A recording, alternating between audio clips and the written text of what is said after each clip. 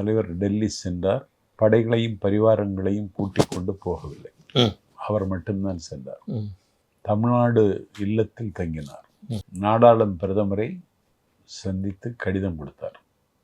அதில் எனக்கு ரொம்ப உள்ளத்தை தொட்டது என்னன்னா, பதவி ஏற்பு விழாவிலும் இரகசிய காப்பு பிரமாணம் செய்த விழாவிலும் அலேல்கர் என்கிற ஆளுநர் முதலில் வந்தே மாதரத்தை பாட வைத்து, அதற்கு பிறகு தேசிய கீதத்தை இசைத்து, கடைசியில் தமிழ்த்தாய் வாழ்த்து பாடினார்கள்.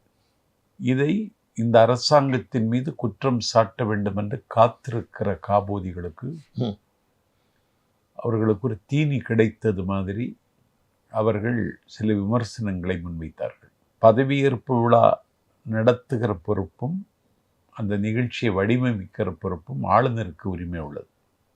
நாங்கள் அப்போதான் பதவியேற்க போகிறோம். ஆளுநருக்கு ஒன்றிய அரசினுடைய வழிகாட்டுதலின்படி அவர் அதை செய்தார். அப்போதே நாங்கள் விமர்சிக்கவில்லை, பயந்து விட்டார் என்று சொன்னார்கள். விமர்சிக்க வேண்டிய தேவையில்லை. அவங்க மைதானத்தில் கிடக்கிற பந்து உதைப்பதும் உருட்டுவதும் அவர்கள் பொறுப்பு. அதனால எங்கள் தலைவர் அதுக்கு ரியாக்ட் பண்ணலை.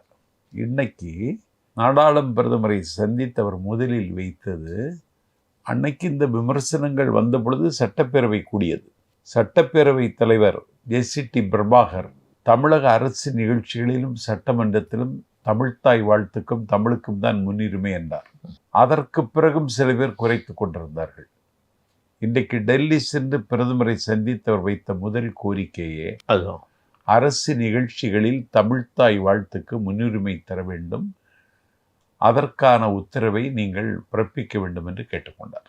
திமுக அரசின் கையாலாகாத தனத்தால் இன்றைக்கு மேகதாது அணை விவகாரத்தில் சுற்றுச்சூழல் அனுமதியை ஒன்றிய அரசு கொடுத்திருக்கிறது. ஆனால் அந்த சுற்றுச்சூழல் அனுமதியை ரத்து செய்ய வேண்டும் என்று ஸ்டாலின் கோரிக்கை வைத்தாலும் கூட அதை தான் முதலமைச்சராக இருந்த திராவிட மாடல் அரசில் நடைமுறைப்படுத்த முடியவில்லை.